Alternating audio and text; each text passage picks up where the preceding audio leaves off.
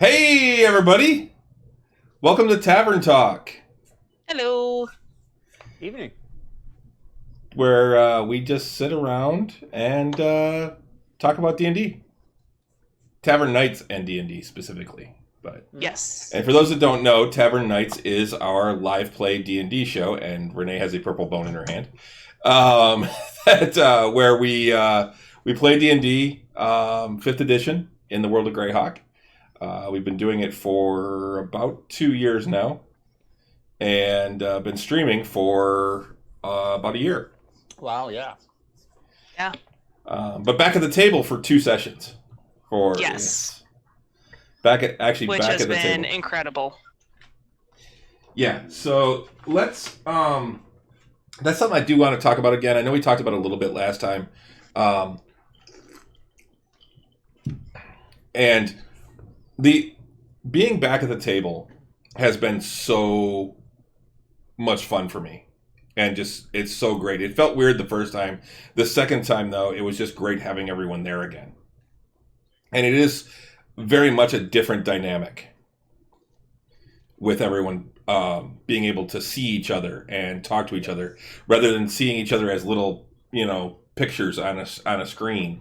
Because I mean, even though we were doing video and audio when we were playing online, which, don't get me wrong, I will be eternally grateful for Roll20 and Foundry / Forge and all of that, just to because of the fact that it let us play through the pandemic. Yes, absolutely. But being around the table is substantially better.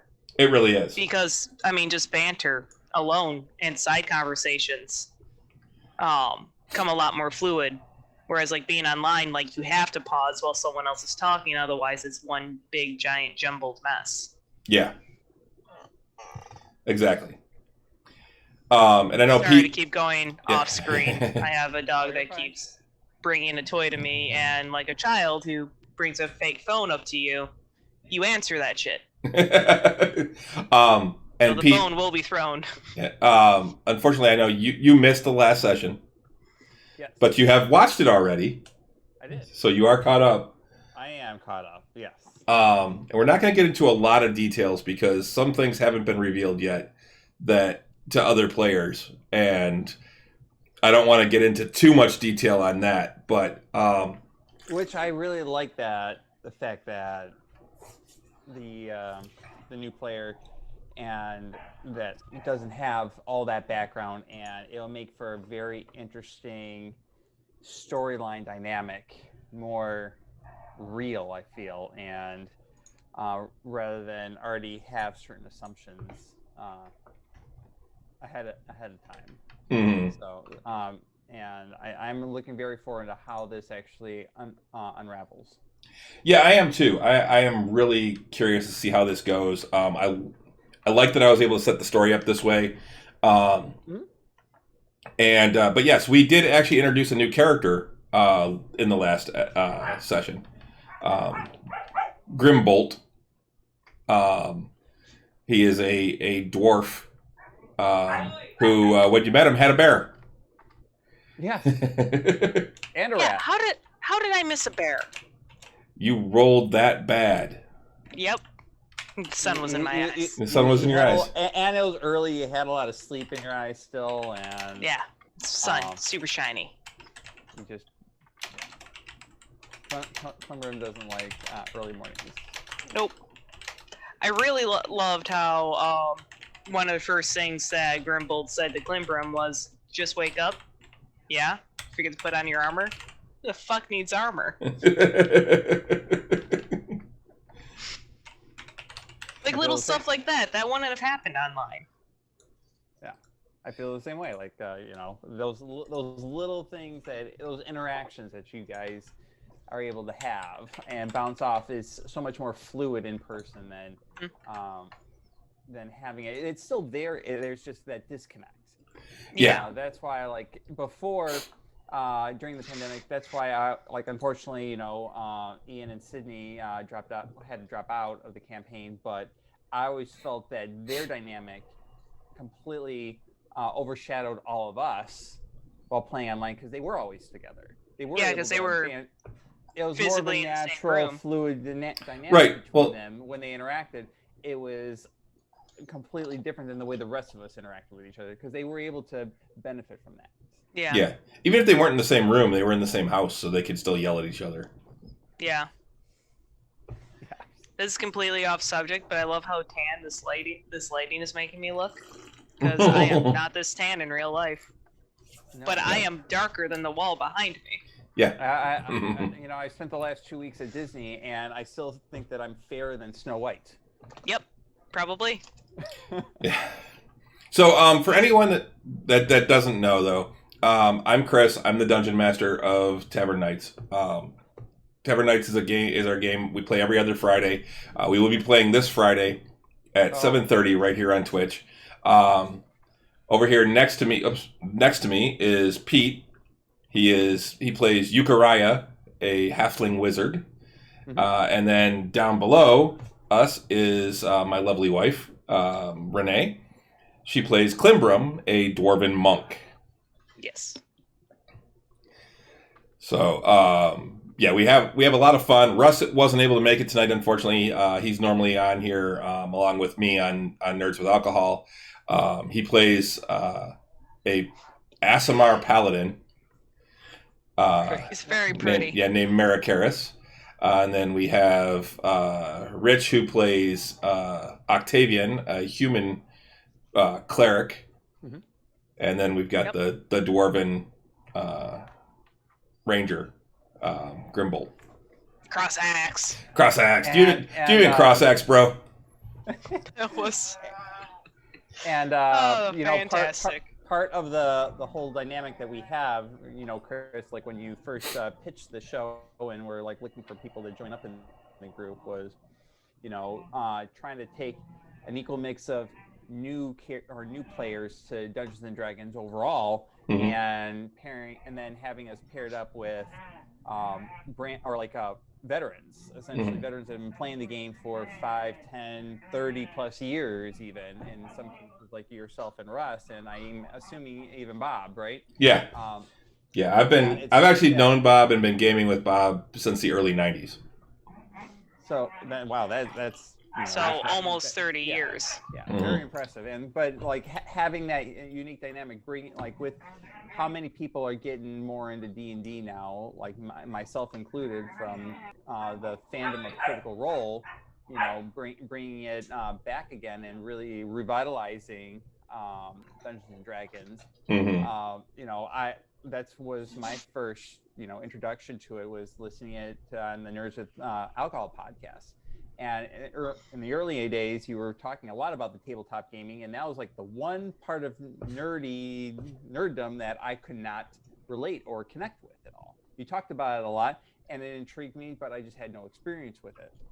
And that's when you started talking about Critical Role, and I started getting introduced to it. And then you were talking about having the next, starting like a spin-off of Nerds with Alcohol for creating your own campaign. Mm-hmm. And I knew that was something that I wanted to be a part of, especially when you said that you were looking for brand new characters. I was immediately interested in it.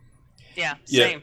Yeah, and that's the thing. That idea actually came from one of our early supporters, one of our early super fans, Dave Kish, who's been on the show multiple times. And he actually put it out there, probably 3.5 years ago now. I mean, we've been doing this show for almost 5 years, and it's probably been 4 years now, actually, since he put it out there. He basically put it out saying, hey, I'd love to see a game where Chris runs it and Russ plays, or vice versa. I'd love to see you guys play D&D. And so I kind of took that and went, we could do something like that eventually. And at the time, we didn't really have the ability to do it. So it was one of those things where I had to figure out how to do it, how to get it to work. And mm-hmm. once the pandemic hit, I started getting some more equipment and things like that, and figuring out, and learning more and studying more online on how people have done it. And I'm like, we can do it. It won't look great. I mean, we don't have the budget of Critical Role. Let's face it. They have a professional crew. They have professional camera people, things like that. They have people running things behind the scenes, keeping historical facts, things like that. We don't have any of that. We're a 6-person shop right now, and all of us are involved in the game. Soon we'll be 7. Hopefully we'll have a new member joining in November. So and that's just playing off again on the concept of our show with veteran players and new characters, because Bob is a veteran. We lost 2 semi-veterans. Sydney and Ian were both between like the 5-7 years that I think that they were playing, 2 to 5, I think. Yeah, 2 to 5, I think. They had more experience than Rich, Renee, and I did. Yeah. And we were the 3 of us were like the fully new characters, new players that have never played before, never done any actual like tabletop role playing of any kind. Yeah. So completely new. All we have to base anything off of was essentially Critical Role almost. And having Bob come in and bring in another, and early on we even lost another veteran that was probably one of the even longer ones, right? Ed is probably goes all the way as far back as you do. It hurt when you lose those people. Like right now, the only big veteran at the time was Russ. Mm-hmm. And it was the three new players, right? So having Bob in there kind of balances it out. And now, Renee, Rich, and I, we've got 2 years under our belts now. I feel a lot more confident in my role-playing ability. And now that we're around the table, I only played the one game, but not the game from the last one that you just had. But I felt so much more confident than the last time we were around the table with each other, because it's been that long and had a lot more experience, even if it's online. Mm-hmm. And it's kind of interesting the fact that the new player that we may be bringing in November, I'm still fingers crossed that it's definitely a sure thing. That's another brand new player that has never played before, right? Correct. I'm not mistaken. Yep. So we're now that we have the new players are kind of semi experienced now. We're now bringing in that fresh. And now you guys are going to have to help. Exactly. With things like, here's how you do an attack roll. Here's how, because it's going to be brand new. So yeah. For as Verse, and I like that we're reintroducing that again now. Yeah. But as Verse as this individual is, and just overall just gaming or in games, video games and D&D, just. They never did. Just never got. It's a realm of nerdom they never got into. Kind of like how D&D for us was just a realm of nerdom that we just never got around to. Just never were exposed to. Yeah. We never had. Yeah, D&D and comic lives. Books. We got all the other nerd categories covered. But no one ever introduced. We never knew anyone that actually was into either of those. Yeah. And we were never introduced.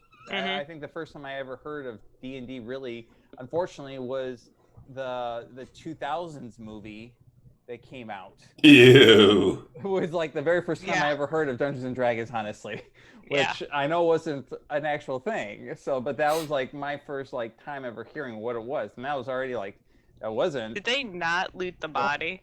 Yeah, there was one where that movie? Yeah, one of the characters dies and they just bury him. They don't loot the body. They just.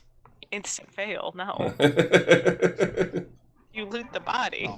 So, and actually, it's interesting. I was talking to my wife about it, and we were kind of asking each other, random questions and that for date nights and that. And one of the questions that was asked from this little game that we had was what's one thing that you're doing that you wish you started earlier? And this was actually something that I wish that I did start earlier. I wish that I was exposed and I was able to actually start back in the high school time period. And actually learn it over the course of time. That would have been starting probably around 3.5, when that came out. When I would have gotten more when I first would have been exposed to it. And I wish that I would have. Well, I'm glad that I am now. Yeah. But I feel like I had a lot of opportunity, especially in college, that I probably could have had been part of games that just same. I'm sure Renee, you felt the same way. You probably could have. I actually did have a D&D occurrence in college, and it was a terrible experience, and it actually turned me off of D&D. Oh. Because the DM was desperately trying to get into my pants. And Oh gosh, I remember you mentioning that. And it actually turned me off to D&D. Like, this is not something I want to be exposed to. Yeah, unfortunately, that happens too often. I won't say more often than not, but it happens too often. Where I mean, I was a coveted nerd chick, though. Yes. I played video games. I went to the Renaissance Festival. I made my own, my own costumes. I watched anime. I read manga. Like, I was a nerd girl. And we're kind of far and few in between. There's a lot more now because being nerdy is cool now. But that's one. But you said very coveted. It's one of the nerd rules, right? Yes. Yeah. That's true. Covet the nerd girl. Yeah. But obviously show respect. And yes. Everything like that. Exactly. I mean, it. Unfortunately, there is a large. The typical gamer nerd comes off as being someone who's socially inept and doesn't know how to really deal with the opposite sex and things like that. But and that's not yeah. There's a lot of insecurities, and that can cause a lot of issues when it comes to when someone actually does show interest in something that you like. And I mean, I went through a phase where I now probably don't know that I would have done anything like that, but I mean, there was a time where it was really tough for me to talk to anyone, any girls or anything like that, because I was seen as a nerd, and it wasn't cool back then. Now at least the nerds got it going for them that a lot of times nerds are cool. And there's a lot of people realize nerds are smart. Yeah. Yeah, and there's a lot of overlap too between like there's not those particular subcultures, particularly in high school and that nowadays. There's a lot of overlap with that. Yeah. You even see that with like Critical Role with some of the people that are actually the certain celebrities that you wouldn't think would be total D&D nerds, and they have an entire like setup in their entire house that is dedicated to it. Yeah, well, so for me, like, we can talk a little bit about old time nerddoms, but for me, I wasn't a full on nerd in high school. I was with the nerdy kids, and I did D&D, and I read comics and all that, played video games, but I also hung out with the rockers. I had long hair. I was into heavy metal music. I hung like a burnout. I did. I've seen the photos. Yeah. I hung out with the burnout crowd. I actually didn't. The rumor you were selling heroin. Yeah, I actually didn't do drugs at all in high school. But I smoked. That was it, and I drank. But I hung out with that crowd, and I mean, I got along with them. I had yes. There's a difference. Yes. But yeah, I hung out with that crowd, went to lunch with them, partied with them on the weekends, just hung out with that certain crowd, and that was another set of friends. Now, that was one set of friends, and then I had my nerd friends. And really, there was very little overlap between the two. Now, there were some guys in there that were into certain things, like video games and things like that. But overall, they weren't really into the D&D and all that. That was, like I said, a whole different group. You can't give Russ shit. I always give Russ shit. I do it once in a while. He does it all the time. Yeah. Went out now. But yeah, I can understand that. But yeah, I did watch the show. I was really excited to. I was down at Disney for 2 weeks, so unfortunately I couldn't make it to the last session.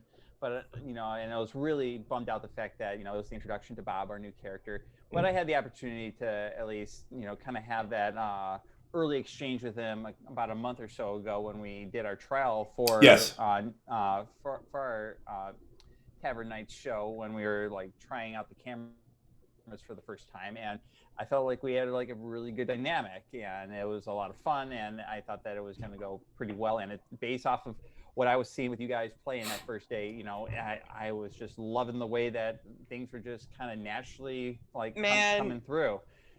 Bob and Rich they were just phenomenal. I felt like I was just sitting there Rich just like ran that whole session, which is not Rich's personality by any stretch. He and Octavian are very much alike. Very quiet, more reserved. They're like keep like a very more stoic persona. That a little bit more on the quieter side, but still with a stronger personality though at the same time.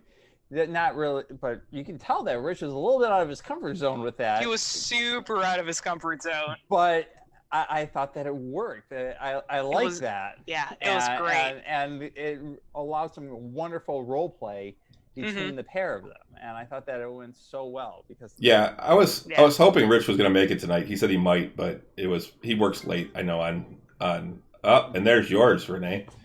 Yeah, mine's on silent too. Apparently that app overwrites it. No one's heard. It's fine. But yeah, I was hoping he'd be on just to talk about it a little bit because he really did do a lot of role play in that last session. Let's talk about that a little bit. So what you guys did, you guys actually made it through more than one day. We did. A couple days, yeah. I do think one thing that did kind of happen, which it's not a bad thing, is that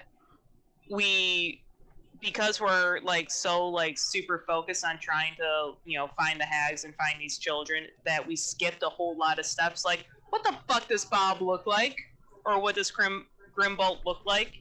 Because we kind of glazed over that, like, oh, new person, because we know subconsciously that this person's joining our campaign. So, of course, this person is going to join our party, but we shouldn't necessarily trust them right away. Even though, yes, we know Bob's going to play with us. No, you're absolutely right. Yeah, so there was definitely subconscious metagaming that happened. And I think that it was just kind of like overwhelming we have a lot going on right now in Greyhawk. We have the hags that we're looking for. Simultaneously, we're trying to figure out what happened to Phelan and Lauka. And it didn't help that, like, Rich's first question of the day in the game was saying, like, are they actually in danger? And the answer was yes. And it's unrelated to the hags. So it's like, all right, well, which, more important thing are we going to be doing first? And then you also have the book, too, which is like more of a small side quest. Yeah, she's been in that book for at least 5 years. But the other two are pretty big. But at the same time, we know Ian and Sydney are going to come back to the game. Yeah. So again, subconscious metagaming of that is less on my priorities list, even though Klimbrum's fucking girlfriend is missing. Yeah, if actually, like, probably focusing on like our characters, they would probably should be more concerned with what happened to Phelan and Lauka if they're really in danger. I feel like they would truly be torn because they do want to find kids. Yeah, then here's the difference. The kids they're young, they're vulnerable, they're defenseless. Lauka and Phelan are adults with spellcasting ability and other abilities that have proven themselves in dangerous situations. Yes, and who are both very powerful individuals. Which actually also leads you to believe, how the hell were they taken? Yeah, right? I didn't remember. Did they? You actually find out that it's not related to the hags? Yes. Okay. Not related to the hags. We just because Rich. That was the second day. Because Octavian asked the question, "Will we find our friends searching for like the hags or something like that?" He actually asked a specific question that said, "Are they related?" The two things. You answered that. I feel like it could have been like the second question of the day, so the answer could be like a false positive. I remember he did ask a question twice in one day. Mm-hmm. He asked 2 questions in one day. Oh, then I don't remember if that was the first or second question then. But I remember the first one was are they in danger? Yeah. And we know that one for sure that they are. Yeah, but I wasn't sure if the second question then was when they found out if they're related or not. Yeah, the other ones he asked were, will you find the hags in the city limits, or are the hags in the city limits? and then asked about that was the last one, I think. yeah, and then finding, which means that one could be the That one sounded way that's worse than what it wrong. was. Whatever one was the No, last one the he one asked. No, I think the one he asked last was, is it within the city limits? And that was on a brand new day. Okay. He did ask, are they going to be in the northern woods? And the answer was no. So I'm guessing that it must be, is the Phelan and Lauka related to the missing children? Maybe that was the second question then. That was asked in the day. So I'll have to go back and rewatch. I should it rewatch then. it with my gratuitous amounts of free time that I have. Yeah, Skip over until you find that spot. But say, hey, Critical Role's not out right now. Yeah, I'm just doing a lot of other things with my life right now. I know. And So am I. Bob's character, painting him. Yeah, he looks great. who? I She don't finished. like the look of these things. The fuck are these rat people that you printed? You put those right back. I don't like those at all. Are those the new thing that you introduced? What are they called from the Hags? The Oh, the Hex Bloods? Hex Bloods, yeah. You don't know. You don't know what a Hex Blood is. Yeah, I've never seen one. Okay, so back to the game. The experienced player, our new experienced player, Grimbolt, played by Bob. Love that we go to. We're investigating, and we go to essentially investigate the sewers yet again. But we needed a pass to be able to actually be in the sewers legally, and essentially become rat catchers. And I love the fact that we've been playing this game for 2 years. Mm-hmm. Yes, Yeah. about 2 years. Yeah. Mm-hmm. Streaming for a year. Not Yeah. once did bribing a person ever cross our minds. Not once. Not in a serious matter. I think like once, maybe like twice it kind of happened. Fennec bribed one person. Bribing did not cross any of our minds. We're just too ever. good. Which tells you something about the That was actual so easy. humans. Like the humans playing these characters. Yes. That the fact that, bribing never once crossed our minds, which I find absolutely hysterical. Yeah, I thought that was funny with the way that happened too, where he's like, well, you're gonna have to apprentice for a while, and then you can go down and blah blah. You're like, oh man, that's gonna take so long. And then Grimbolt just goes, how much will it cost me to get a license? And the guy's just like, he just holds out his hand. He's like, I cannot. Yeah, that would be illegal. I can't do that. He goes, I put a gold in his hand. So he looks at it and writes out a license. Here you go. You have a license. He's like, that'll get one. And he's like, and so Bob just turned around and went 1, 2, 3. I give him the rest of the gold. and the rest, and if it wasn't for Bob, the rest of us, if we came across that, would have been like, all right, like, how can we get in there? Either sneaking in there so we're not caught and not in trouble, or is there a way we can expedite the whole process and prove ourselves that we're so good that they will just give it to us right away, or along those lines? We would have gone through all this other BS along the way. We absolutely would have. Instead of shelling out 5 gold or whatever. Because we've done it before. Yes.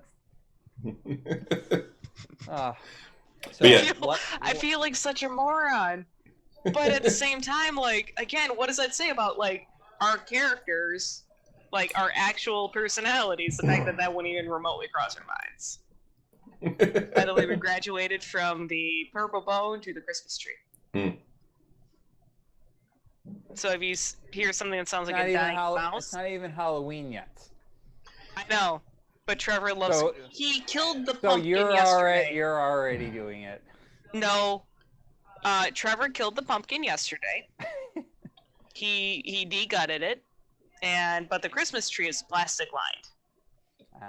But it sounds like a dying mouse when it squeaks. And it's not like he Yeah, he. It's not like he has. We have toys that are specifically themed around holidays either.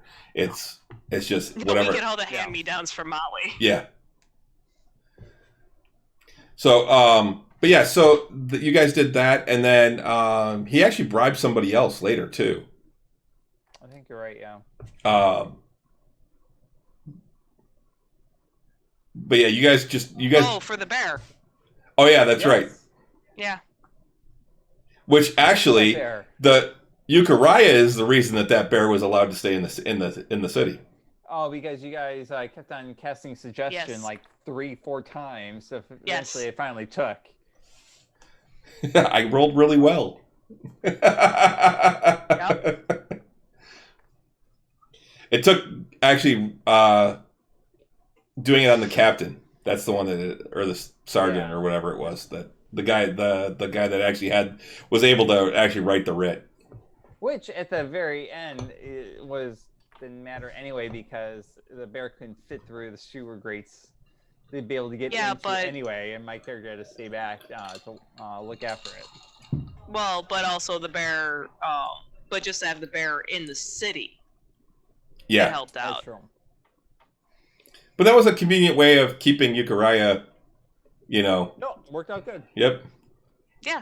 Eucharia hung back with the bear eating honeycomb. But yeah, what was that? You had said, Renee, that he's got a new favorite drink? Yeah, honey water. Yeah. Which was an actual thing in olden times. Okay. I can get behind that. Yeah, mixing a little bit of honey and water for sweet water. Yeah. Gave it to injured soldiers a lot of times.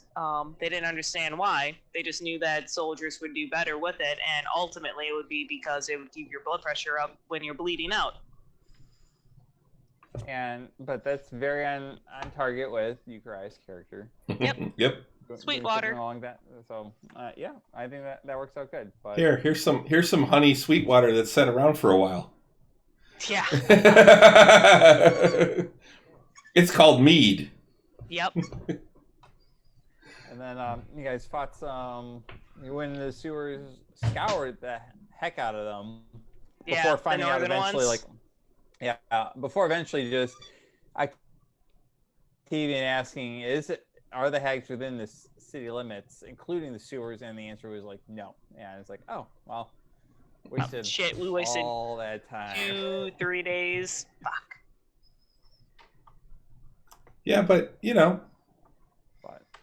to fight some rats. Yeah, we got 46 copper. 46 copper to show for it. Nice. Something like that, yeah.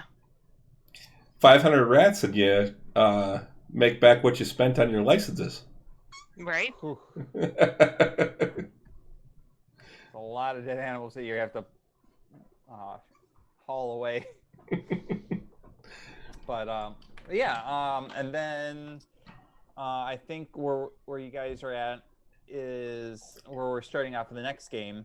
We were planning on going to explore the woods to the east over the river? To the west. To the west. To the west. Okay, to the west. Yeah, over the river. And as you were heading back from the Rat Catchers Guild after turning in those rats, you were heading back through the river district, and someone walked up behind Octavian, put their hand on his shoulder and pushed a dagger into his side, and not fully but just poked him with it. I liked it how you said and you feel this something in your side, and Rich is like, is it pointy? and you're like, yeah, it is. And it's like just all of a sudden I saw, if you actually go back and watch it, Renee is writing something down, and all of a sudden her head snaps up and looks right at you. What the is going on? I'm busy doing math. But your head snapped, and it was you stopped what you were doing. Yeah. And it's we're what is happening right now? And, yep. And with Octavian and getting held at knife point right now. Yep. That came as a shocker. Yes, the Black Viper wants to talk to you. Yeah, who the fuck is that? And then the Black Spider. And then walked you down the alley where you saw dozens of others following in behind you, or a dozen others, and then there were 6 standing in the alley at different angles, basically, not in a direct line. And then there's one hooded figure at the end who stepped forward and says, "Well, now, Mary. Yeah. Looks like you've got yourself in a spot of trouble." And that's where we ended it. Yeah. The fact that they called him by a name that only his mom calls him Mary. Yeah, and it's a female voice. That's interesting. Adding in a whole nother. Does Americaris have any siblings? Do we know that? I don't know if you guys know. No. I don't think we do. No. We know nothing about each other. You know little bits. Yeah. I mean, you've met my family. You met Octavian's. We met Octavian's family. You've met Euchariah's. Yeah. You've been to my hut before. You kind of know my backstory, but you learned some things that I didn't even know about myself at the same time that I learned. Yeah. I mean, Americaris is a noble. Yeah. And that so is Lauka, that they grew up together. The same area, but different families. Yep. But yeah, so we're going to be picking off from a very interesting point. Yep. Adding something completely new to the already low laundry list of things that we have to do in Greyhawk. Whatever this is going to be, unless it's somehow related. I'm guessing that it's maybe related to like what's going on with Lauka and like with the trouble that's going on. That's my guess. I know obviously you're not going to answer any questions, Chris, but nope, I'm not going to tell you. Yeah, but that's kind of my theory, is that it's going to help us track them down and figure out what's going on there. So, but no, I thought it was a great episode. Everyone was really good. I think that we have I can't wait for Friday. It's been a while for me.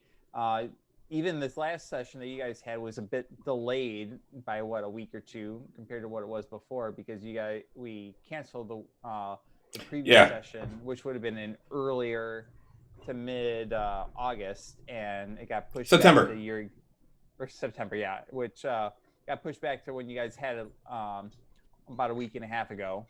Yep. Yeah, September 10th. We weren't able to make it because Renee and I were at a concert. That's right. Yeah. So it's been a really long time for me. I think since August, since I played then. Yeah. Yeah, it'll be about 6. It'll be 6. It'll be 6 weeks for you. Yeah, I cannot wait. I'm really looking forward to it. So. I'm looking forward to it too. These 2 weeks take forever. Yeah. 2 weeks takes forever in general. 6 weeks though now. It's I'm especially being around the table again, like how we were talking about before, like just the dynamic that we have with each other. Sure, there's like, you guys even pointed out some of the drawbacks of not being online, where you have dual monitors and being able to type things out and to do inventory by hand again. There's those drawbacks, but it can't compare to the benefits of being around with each other and bouncing off our each other with what's coming up next. And and role playing, it's so much more fluid, so much better, so much more natural, I feel. Yeah. Pete you locked up there for a second, and it was funny because you locked up, you froze, and then when you came back, it was like super speed. It caught up everything that you had done, the little movements and stuff. It was like zzz, and then you started talking again, and everything caught up and got back to normal. I haven't learned haste yet. That's how Climbrum's going to be when I cast haste on her. Yep. Yeah. I'm not looking forward to that. Yep. The stuff I'm going to have to throw at you guys. Haste, and then Holy Weapon. Do you have Holy Weapon? Eventually, Octavian will. Yeah. Yeah, what is that, like 2d8 radiant damage or something like that, or 1d8 radiant damage? Something, yeah. Added on to every strike. Mm-hmm. Ooh. Yep. Combined with haste. Yeah. Yeah, but, sure, we get a lot of cool things and we do a lot more, but, we're going to be squishy. We're not going to be fighting swarm of rats every single time. We're going to be fighting the demon spawn of Orcus and whatever comes along after around. You guys haven't had a boss fight in a while. No, we haven't. I have a feeling 2 hags are going to be coming our way for a boss fight soon with a bunch of Hexblood minions that are going to overwhelm us. Not necessarily. We'll see. Honestly, I'm not worried about the hags. I'm worried about the Hexbloods because you can make like 20 of them, and that would be just as damaging. Those a bunch of those small little things that pick away at us with a bunch of paper cuts. Yeah. Before the hags have their turn at us. There's something to be said for power in numbers. Well, but you got a hag expert to an extent. I mean, kind of, too. Well, one in particular, one that really knows the hags themselves. Yeah. Because he's been hunting them for 40 years. Yep. That's the other thing. He's been hunting these things for 40 years. And we've only been doing it for 5 days. Vendetta. And was he, and I think that his backstory was that he was attacked by them and left for dead? That's what he's told us, yeah. Is that what he's told us, to my understanding? That he was just left for dead by them. Yeah. So he's dedicated the rest of his life to destroying these because of that particular. I think there's more to that story. There has to be, because otherwise it's like, no, they left you for dead and you survived and you tried. We've been almost left for dead before, like, and a lot of characters are like, but you don't have a personal vendetta against them. For the rest of your life until you see them. Hey, there's got to be something else there. So I'm curious on how that develops, and then especially with everything else that is revolved around them too. I'm already trying to anticipate how certain things will play out and potentially in the future, depending on how things are going and revealed and that. But no, we didn't talk about modeling at all, or the correlation of modeling along with that. That's the stuff I don't want to bring up at all because of... Which I love. Which I honestly love that I'm guessing that Bob has not watched, or he hasn't watched any of our previous episodes. I don't think so. Which I think is honestly kind of cool. A new character being introduced with no form of, knowledge of what we've been through is more naturally introducing someone new to the campaign, than having all that backstory and, not exactly metagaming, but you still know it in the back of your mind. You're going to react slightly differently, even if you're trying not to. Mm-hmm. Yeah. If he's coming in completely cold turkey, or not cold turkey, but completely blind to it, I think that is actually pretty darn cool, and it's going to make it a lot more interesting with the way that how we're interacting with him, and how he reacts to us when certain things come about. Yeah, he was going to try and make it on tonight. He had to work, but he said he might make it in for the very end of the show, if depending on how late we go, and but he couldn't promise anything. So but yeah, so I'm really looking forward to this week. I want to see how things progress from this next this little interlude where you guys are, and see what happens here. just curious, do you guys not like Yukuraya? Because you keep making jokes all the time about killing off him and looting his body, and no one wants to play him, and he's like... That's what happens when you don't show up. No, Rich made those jokes. I did not. Yeah. I want the Ring of Spell Storing. It's just Rich fucking with you. All right. I love Yukuraya. I think he's great. I think he's a good character. He is. He's a pain in my ass with that. I think you should go ahead and re-roll that. Yeah. Which I don't think that Bob really understands, but he just thinks that I have that. Like, I don't think he knows that I got bountiful luck. No. So. No, he has no idea because you didn't go down in sewers with us. I did not. And did you I roll rolled that in one? that one. I did. Yeah, that's why you made a comment. When I need him. I was just sitting there like, what? Yep. Yeah. So, but yeah,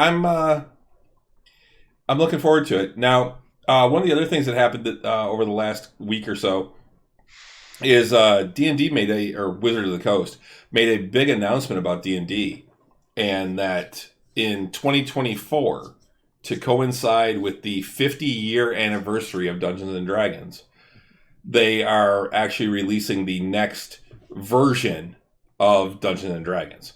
It is not going to be 6e. It's going to be kind of 5.5. That's right. And they're saying it's going to be completely backward compatible with everything that's out there right now for 5e, and it's going to help streamline and balance the game, is what they're saying. So I'm curious to see what that's going to do and what they mean by that, because 3 to 3.5, they streamlined it some, and they did kind of take some things and make some things better and easier to understand, but they also added another layer of complexity. And I think when 3.5 came in is when we really saw that power creep really start. And I mean, I'm already seeing that with 5th and the whole, as Bob put it, Tasha's cauldron of OP everything. Basically is a real start to that. I mean, Xanathar's to an extent had a little bit of a power creep, but Tasha's takes it like an exponential level higher, I think, as far as what that creep is doing. It's not so much a creep as a full out run. It really does jump everything up, and I think it makes any other subclass, like particularly the subclasses and then the Artificer class itself. If you don't have one of the subclasses from Tasha's or the Artificer class, I think it really comes down to any other class is just plain old less powerful. One-on-one, I think anything in Tasha's would beat anything in the previous books. Mm-hmm. It should be something on par with what is already in existence. But what Tasha's is doing is just introducing, spells and classes and that are, you would prefer to have because they are more powerful compared to what's in, the standard rules or in Xanathar's, which you made it very clear, Chris, over the last year since Tasha's got released, that you do not want anything from Tasha's. That has come through to me loud and clear multiple times, and every time that I try to get you to bend a little bit on whether it's a feat or a spell or anything, but I completely understand and respect that, because you're right. The reason it's so appealing is because it is overpowered in certain things, and quite a bit actually. So I'm curious on what 5.5 is going to be, but we're talking what you said, 2024. Yeah. So I mean, we're still a few years away from that. 2.5, 3 years. But they are coming out with more books. They're still planning on releasing 3 more campaign settings, like old campaign settings, over the next year or so, I guess. I really think Dragonlance is going to be one of them. I think that's going to coincide when the new novel comes out. I think they'll put that out.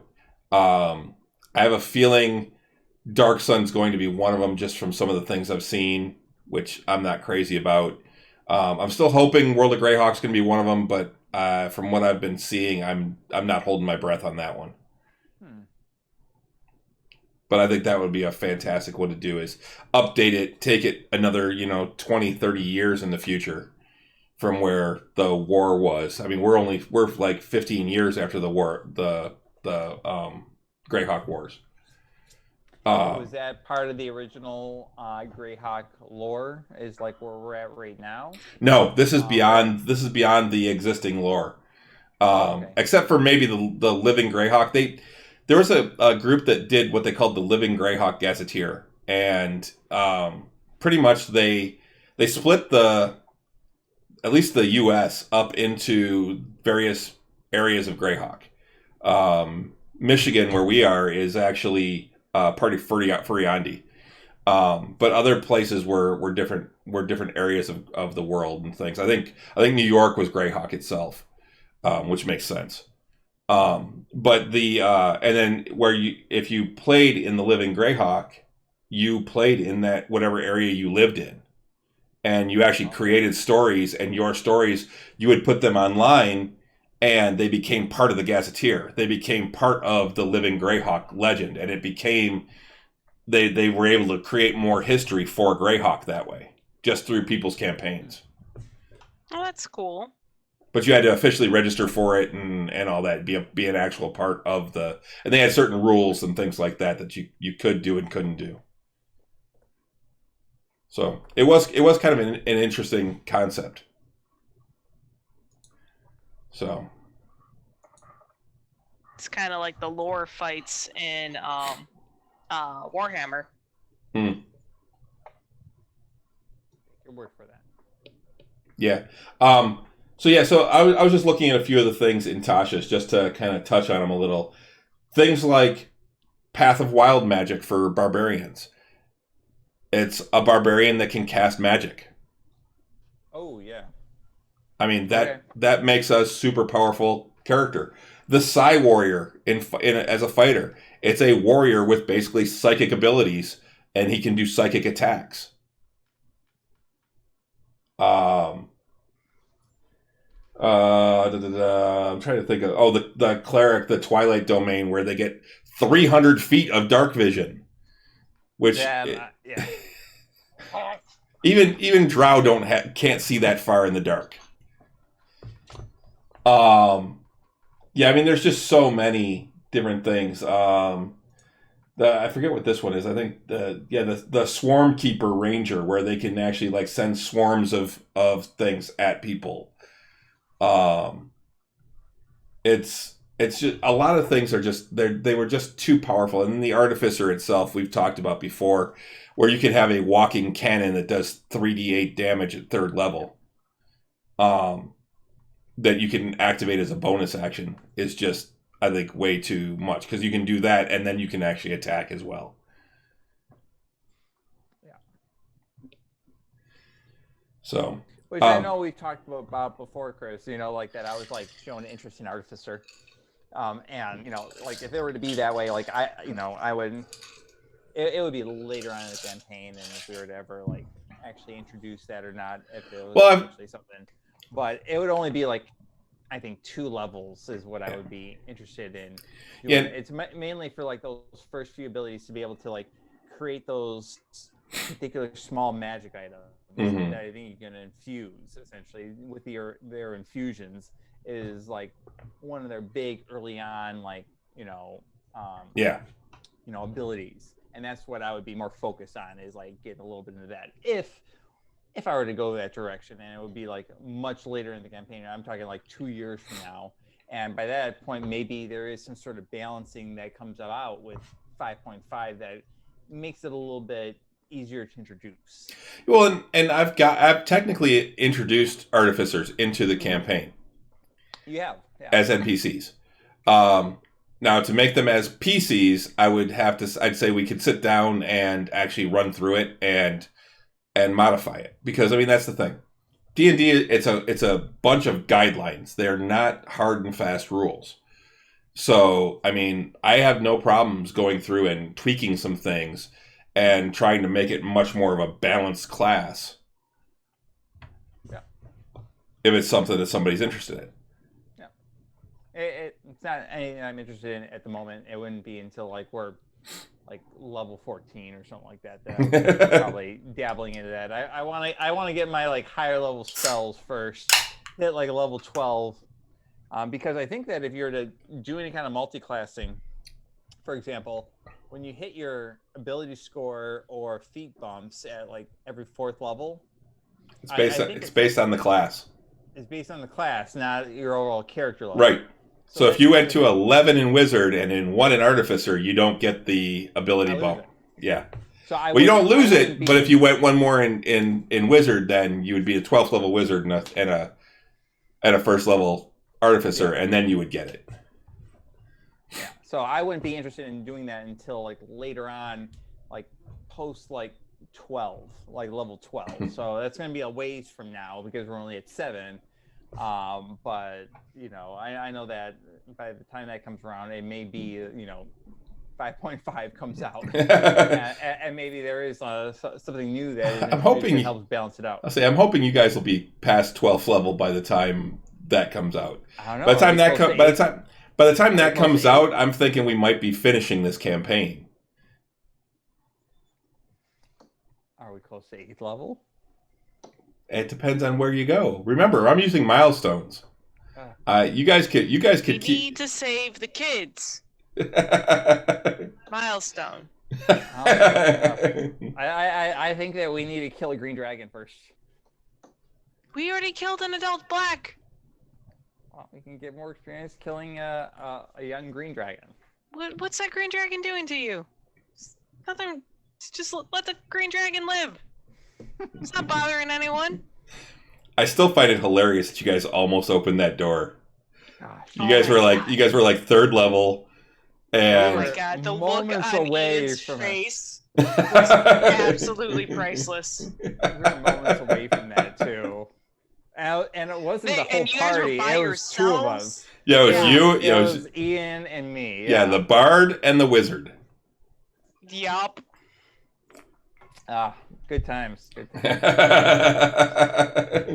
I'm like, oh, are they going to open it? Are they going to open that door?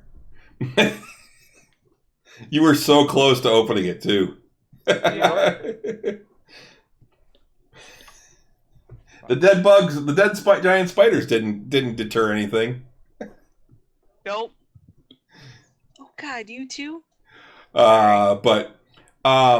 So I'm looking forward to that. I'm looking forward to what they're going to come out with for D&D and what new stuff they will be coming out with. So, other than that, though, was there anything else you guys wanted to talk about for? Where are the hags? Where are the hags? Yeah. It seems like we've been. So I'm curious, Chris, and like answer however you want to go about it, though. But I know that you have a certain amount of leeway on like how much that we're directing. Is it like I feel like we've been like searching around for quite a while for the hags and other things within Greyhawk. Like, is it that we've been making maybe like the wrong choices, or are you like kind of like deciding when it's the more appropriate time to like that our characters need to get this in? Because like we can make the wrong choices for the next like 4 sessions, but they may not be like good role playing or good like content for the podcast. So I'm wondering like where do you go with that balance on helping us progress so that we're not wasting time versus like you have something that's already fixed, like the hags are here, we just have to eventually get to that particular spot that they're at. So I don't mean to put you on the spot, but I'm just curious on like your concept as a DM, how you control the narrative. That's a good idea. I try not to railroad. So I try not to steer you and say you have to go this way, or they're here, so that it follows. So I want it to be more of an open sandbox type of idea. You guys will find them eventually. I know that. the thing is it's the journey to get to them is where the adventure comes in. And I've got multiple ways for you guys to figure out where they are. And all of them have different hooks and different things. And you guys have been close to a few of them. But a lot of times it's timing and things like that you're doing. So okay. No, that's a fair enough answer. And that's kind of what I was expecting. I was just curious. Like, when were we close? I'm not asking that. Sometime. Damn it. But I mean, like, we can check the woods to the north, the woods to the east, the sewers in the south, the sewers in the north. Like ruling it out. And I know that, like, in reality, that's how it is. But I'm also trying to think of, like, the overall narrative and the overall show and what we're trying to stream. Mm-hmm. And eventually you come across, like, a certain monotony of it. That we want to make sure that the narrative continues on, but I at the same time be respectful of your intentions on how we're trying to approach it. And it seems like for some reason that this seems to be like one of the more difficult ones, where so many other things, we had a particular goal and we knew we had to go to Cragmaw, we knew we had to go to Stonetooth, and we eventually found the end. This is the first time where we have something so open-ended. I think it's kind of getting us a little bit overwhelmed that there's so many options and we have absolutely no idea, with no hard focus on where to go, and that which is more realistic, but at the same time we and that's one of the things I wanted to put in there, was something that was more open-ended. It's if you guys don't find them, they might move on. And it's a very real possibility. You're absolutely okay. But there's also what was happening to Bob's character for the last 40 years. Right? He keeps finding them, and then once he finds them, they move on. Mm-hmm. But yeah, what would make this any different for him, and almost in his mind? Yeah, I love the whole man, where are they? Why can't we find them? He's like, you've been looking for what? 5 days? 40 years. 40 years! And that's what actually got me thinking, how are you approaching this, actually? And I've been curious, because we've been kind of searching for them. Sure, it's been 5 days, but I think it was pointed out by somebody that it feels like 3 months. Yeah, and that's the thing. So, I don't want you guys to get bored, and I don't want you to get tired of doing it or get frustrated. But there are certain things that I've been waiting for you to do that what? You haven't quite gotten to yet. So okay. One of these days he's going to slip up. I don't think Chris will. You think Probably so? He's been DMing for 20 years. He's too good. Unless if you 20. Unless you throw some of your wife magic at him. I've tried. It doesn't work. At least not yet. Trevor, do you mind? You just gotta kiss him the way that he kissed you that one time. I'm not supposed to hear that. Goddamn speaker can pick up a mouse fart from the county over. It did. Immediately when I heard that, I'm like...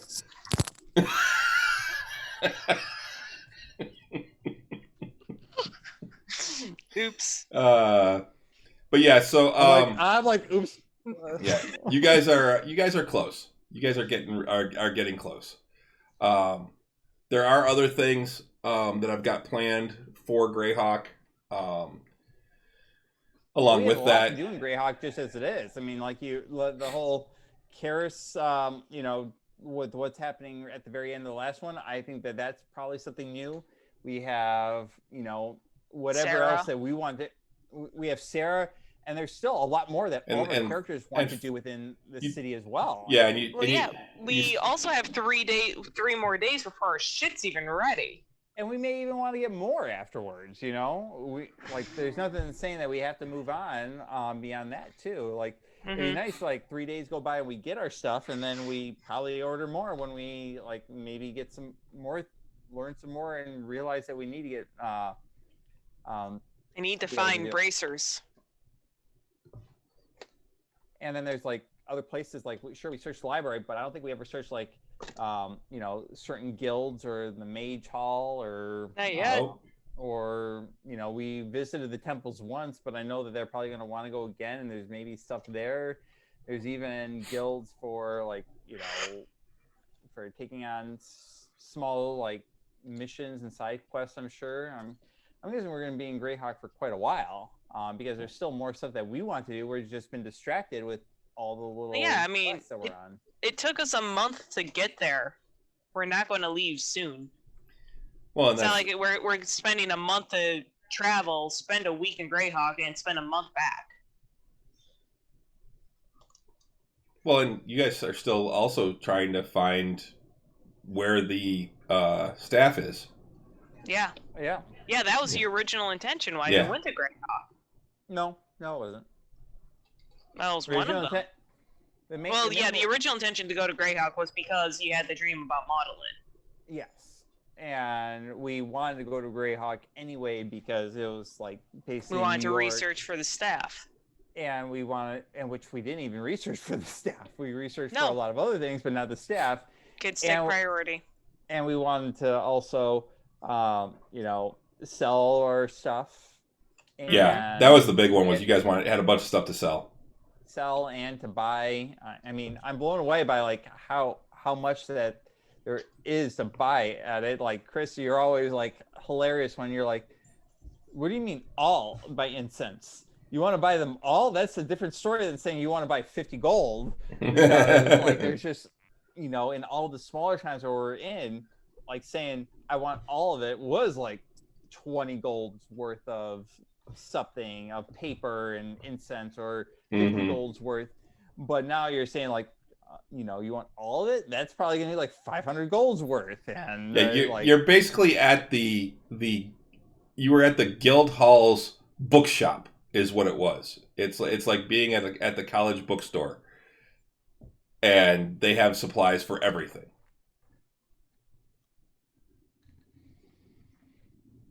That's why you can get bracers. That's why you can get any magical component there of reason for any of the base magical components, and even some that cost a little bit.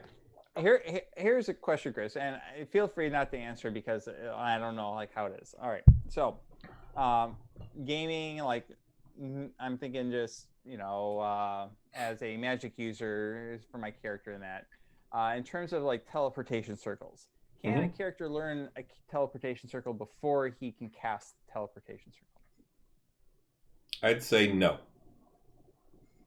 So like my character, even though I cast it from a scroll one time, I can't be like go to Greyhawk, learn the teleportation circle for when I eventually am able to cast it. I have to actually know that spell. And you have to study the circle.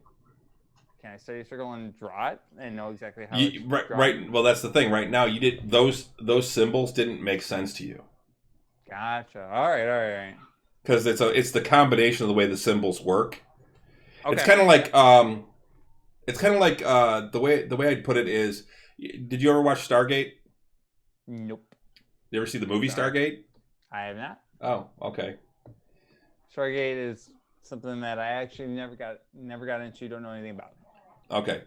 Well, basically what it is they have these gates on a bunch of different worlds that allow you to travel from one to the other. And they're these big circular portals. And they have these emblems on them. And they call them the chevrons.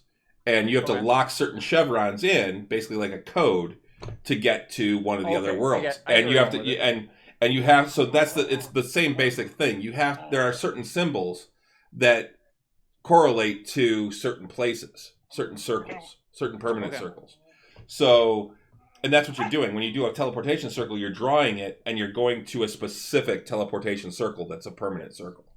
Yes. So the reason why I'm asking is because, we're at level 7. I don't think I learned that until level 9. But that would be very beneficial to the party if I am able to learn and we're able to come to Greyhawk without the need of traveling on the water for a month and a half. Yep.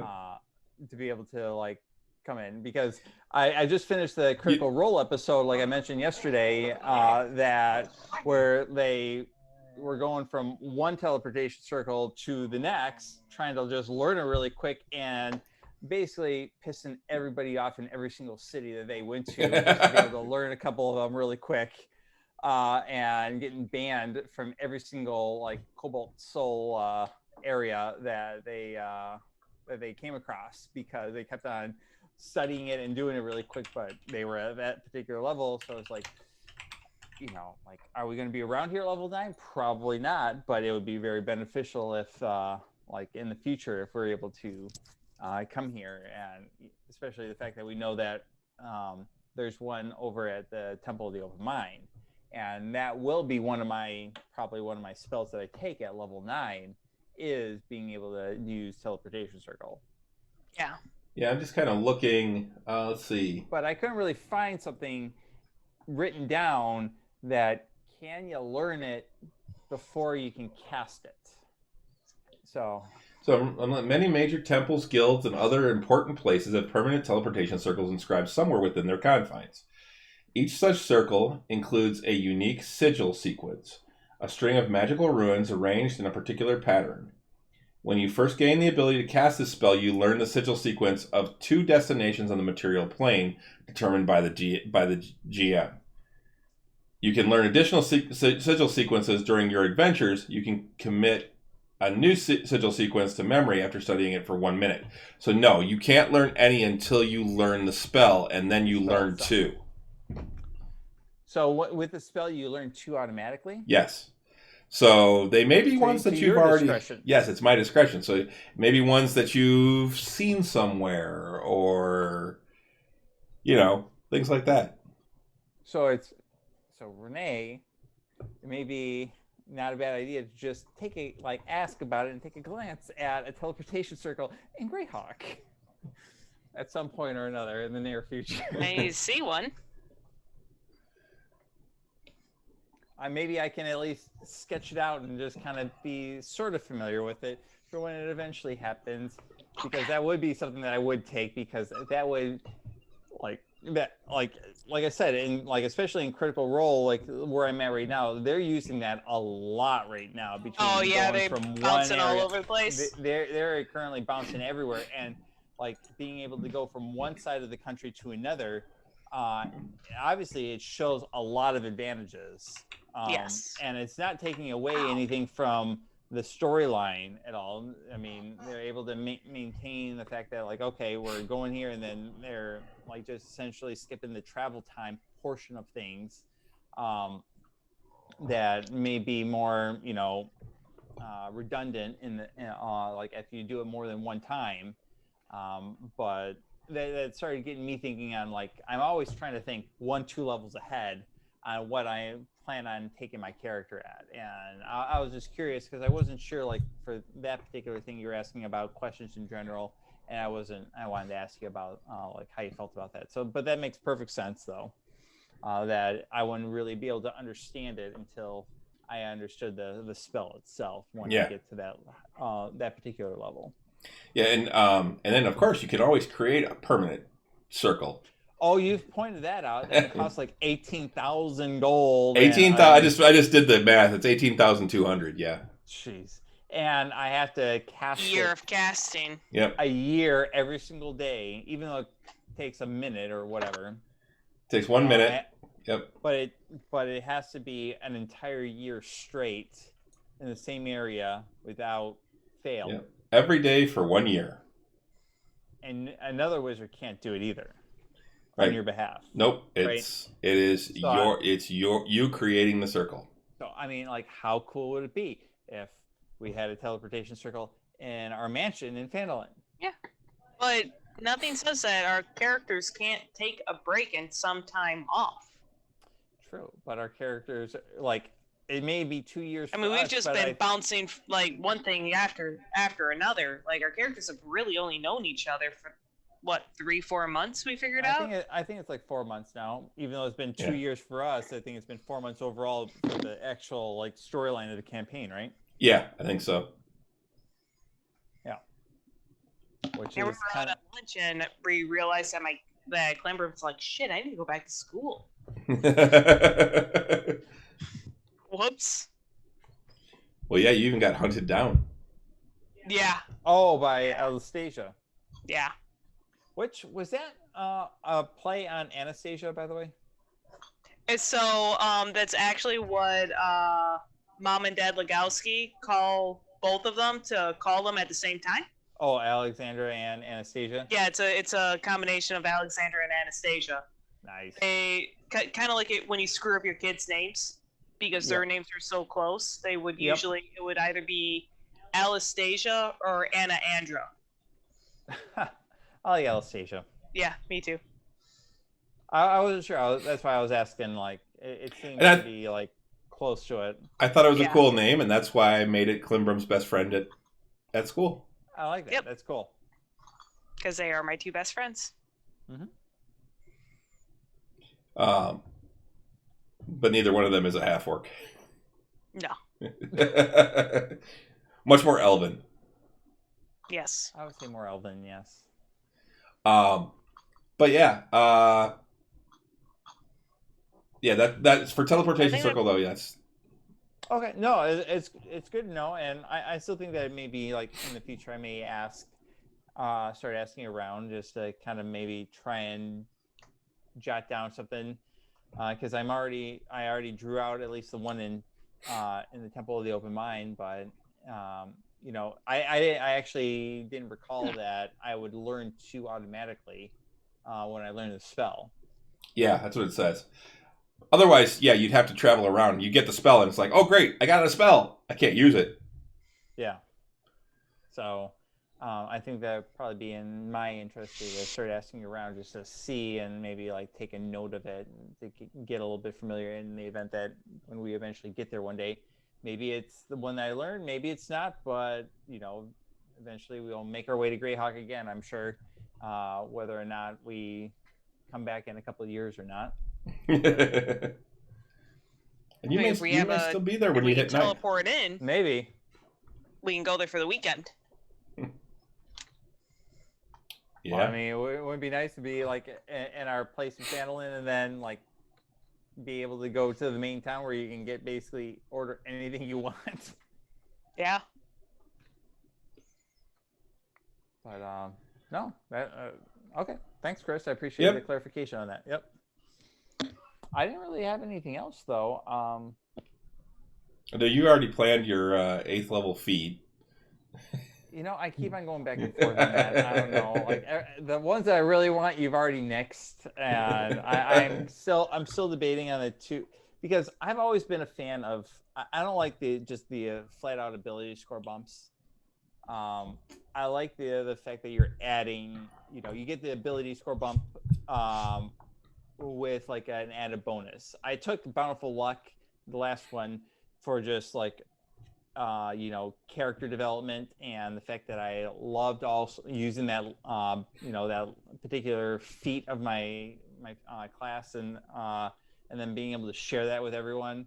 But the next one, I like the idea that I get like I need the intelligence bump for my character. That is desperate for me right now. But if I take 2 in intelligence, then I'm back at an odd number.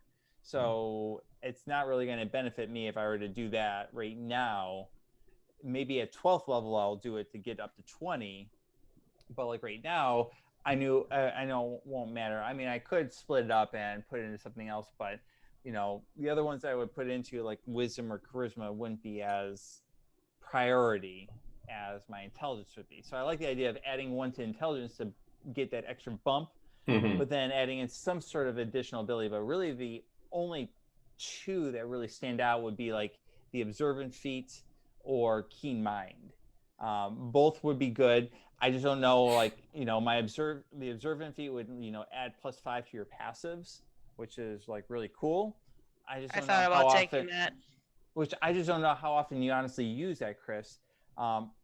Particularly the passive investigation. I know passive perception is used quite often when you're like just kind of like going about your day and you happen to notice things. But like, you know, my passive investigation would be quite high at that point. It would be like almost past 20, which seems like really good, but I don't even know how often that's honestly used, even particularly by you. Like that is just like if you're kind of going through like a room and you're not actively investigating anything, it's just something that you happen to notice something in the corner. There's a of your glint eye. over there. Yeah. And that's kind of like, how often are you keeping something like that in mind when we're going through like dungeon delving? Quite a bit. Like, oh really? Yeah. Okay, no, that's perfectly fair, and I wasn't sure. The other one would be like the keen mind, and the big one that would be for that would be the fact that I can know anything and everything that I've seen or heard in the last like month, and that would be beneficial. Like if I come across anything that I could use for like my spell book or along those lines. Yeah, that's also the one where you get to know exactly what time it is and which direction north is too, isn't it? Yeah. Yes. It's the one that drives Matt Mercer so crazy with Caleb. But I think that like for me, like it would be like learning everything over the last like, being able to say like, I remember seeing that like 3 weeks ago and I still have that retention exactly to the detail. Well, and like I can apply that. Yeah. And like a spell book or something, or like a note of some sort. And you've probably seen it in Critical Role where with Caleb, he's done that. He's like, hey, I remember that. He goes, well, Liam doesn't remember, but Caleb knows. Caleb remembers. So, yes. Matt, what was that? And it would also, and I know it would also be good for, like, as a conjuration wizard, that I can conjure something. Like, if I saw a key from a guard, like, 3 weeks ago, and we happen to be back, I can technically replicate that key. So I'm kind of going back and forth, but I wasn't sure, like, how often you were using, like, those passive perceptions and investigations, because that one is the one that I'm more leaning to. I just didn't want it to be much of a waste if you're not using that as much. I'll tell you this, like passive perceptions and things like that, if anything's trying to hide from you and you're not actively looking for it, that's when I use those. What about for like in the investigation? That would just be like I said, like you're in a room and I'm not saying like if I'm saying like I'm investigating for traps or I'm investigating for secret doors, then I actually have to roll. Right, then you're actively looking. But if I'm actually like just in there, how are you telling that? Like if I have a 21 to my passive investigation, right? How are you applying that? Like I might see something. See, and that's where it would get tricky, because it then becomes I'm just not going to say I'm looking for anything because my passive is higher than most of the rolls I'll make. And that's where it becomes an issue.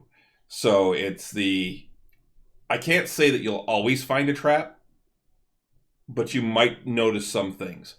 It would depend on how it worked out. Because I mean, if everyone just stops looking and says, Euchariah, just go walk through there, then I'm going to rule that you're not passively looking for it, you're actively looking for it, type of thing. Okay. I would have to do that just because otherwise it becomes something that's OP. It becomes that thing where okay, I know I can get over a 20. Why risk getting lower than that? I'll just take the chance that if I don't notice it, then nothing's there, type of thing. Yeah, and that doesn't really make much sense. That like if you're actively looking for something versus like just like skimming around, that you shouldn't notice something that you're skimming around more than if you're actively looking and you happen to roll poorly. Like and it would probably be more of you notice something odd, but you're not sure what it is, and then you would have to make an active look, and like you're not going to see it. That's a pit right there. You're going to be like, something's off about that, and then you would actually have to make an investigation check. Is probably the way I would do it. But you're saying more like that, or if there's like a gleam like in this particular wall, or if something seems off, but you don't know what it is. Yeah. Like I just enter in a room. All right, like we're kind of like just browsing, and then you're like, you happen to notice that something seems off about this particular wall or that door or something like that, and then it would make me look in that one rather than say like, all right, we're in a room that we have nothing about, and we all break and try and actively like investigate. We roll poorly, and there may have been a hidden treasure there that we just happen to roll poorly. But if I notice something passively, then I would roll for it. But I'm like, I think I saw something there. I may have, but then we may. And what it may be is if you notice something like that, then I may give you advantage on an actual investigation check or something like that. I just wasn't sure because I couldn't really find much in terms of that passive investigation or insight. Actually, it seems like perception is the more dominant out of those three. It's the easiest to do because perception is just noticing things in your environment. Investigation is technically hands-on. It's when you're actually looking at something, which isn't really passive to begin with. Yeah. And insight is it's just your ability to read people. Yeah. So that's why I wanted to ask you, because for me, it would be that passive investigation that would be the biggest bump, because that would put me to a really high number, which would be advantageous towards me because I do all the investigating. And that's what's drawing me towards that particular one the most. And it may even come down to where it's more like if you're investigating something, you just get advantage. Okay. Or we'd rule it something like that.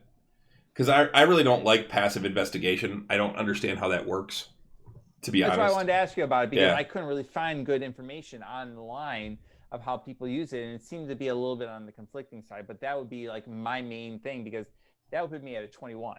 Yeah. But I know that doesn't make sense that like you said, why would I roll when chances are it wouldn't be more than a 21 on it, but I mean, yeah, you got the chance of getting more than a 21, but maybe you don't. Maybe you roll a 1. Maybe you roll a 2. But it wouldn't make much sense if you're actively investigating. Like if I'm studying a wall for absolutely everything, and I can't find anything, versus if I just happen to walk by it and I do better that way. Yep. You're right. How do you apply that appropriately?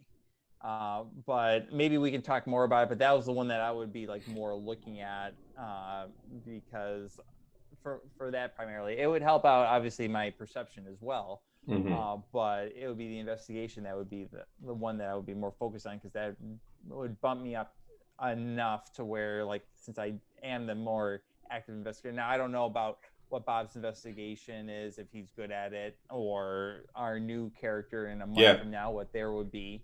Yeah, but you guys have no idea. But that is still what I am looking for my character, because I do that, and it makes sense that I would be more focused on something like that, I would think, as my character to take that type of feat. Mm-hmm. All right, well, I think that should about do it. We've been going for almost an hour and a half, so it's getting late. Are you taking, Renee, or are you taking abilities for a bump a date? I'm taking an ability bump. Wisdom. 2 points in wisdom. Oh, you need that. You need that bump to the to your spell DC save DC, right? That goes to her spell DC and her AC. Yeah, to both. Ooh, your AC too? Yep.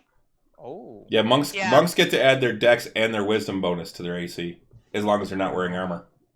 Wow. Very nice. All right. Yeah, I've known that since the last ability bump. Was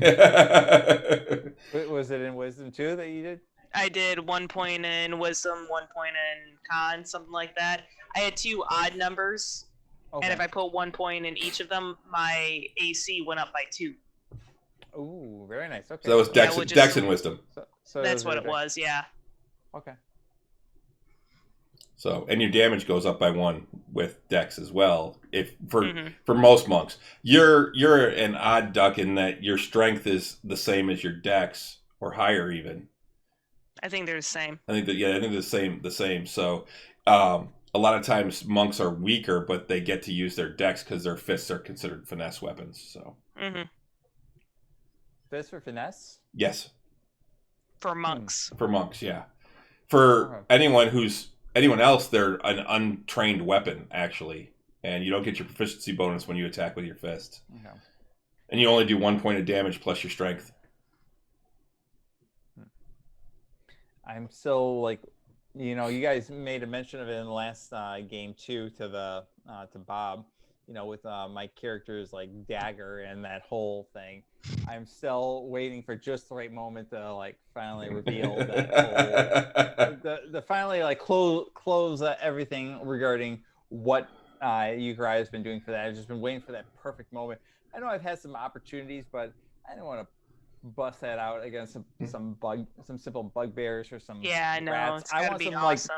I want some like really good like intense moment to be able to like bust against a what goblin. honestly, I would do it for the goblin. But even like to hags or to some, something else that is bigger, I would, I'm just waiting for that right moment to do that reveal for it rather than something simple like to the bugbears. I almost thought about doing it to the bugbears, but I was kind of hoping to get it in a more memorable moment. Yeah. And I've been itching for it since it's been like ready for a little while now. But all right.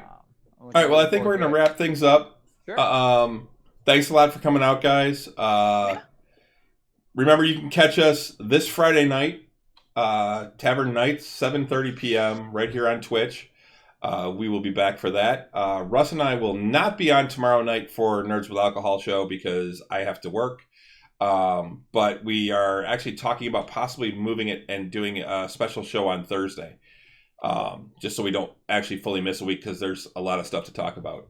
What If last week? Wow. I still have to start watching that. Oh, it's really good. They are not all happy though. They are some of them are very dark. This last one included. Yeah. But there's some really great ones too. But yeah, so we'll be back. We'll keep an eye on our social media pages. Nerds with Alcohol show on Facebook, at Drinking Nerds on Twitter. We're also on Instagram, Drinking Nerds, if you want to follow us there. And then we'll put this up. Well, I'm still getting caught up on Tavern Talk. I'm like 3 episodes behind. I think this one will put me a third or a fourth one behind right now. I don't know why I suddenly forgot to keep putting these up on YouTube. But I have. I still have to catch up with Nerds with Alcohol as well. I'm probably putting up our episode from last week tonight. But yeah, it's trying to play catch up with things. At least I got Tavern Knights up, and we're actually getting a few views for Tavern Knights on YouTube. We're getting a lot on Twitch as well. So thank you to everyone. Remember, you can follow and subscribe to us here on Twitch now. I mean, if you have a Prime account, you get a free Twitch subscription. It'll get you no ads. So that's a great thing. And it helps out the channel. So if you can do that, great. We'd love it. But yeah, come on out, talk nerdy with Russ and I on probably Thursday. Otherwise, it's normally 8 p.m. on Tuesday nights. We have a great time. We have some great people that show up all the time. Renee's actually one of them. She's usually on there chatting with everybody. And we try and chat for the first half. Yeah, and we try and chat with people as much as possible and answer things that are in chat. So it's always a great time. So I think that's gonna about do it. So thanks again, guys. And we'll see you on Friday. Have a good night, everybody. Good night. Sláinte.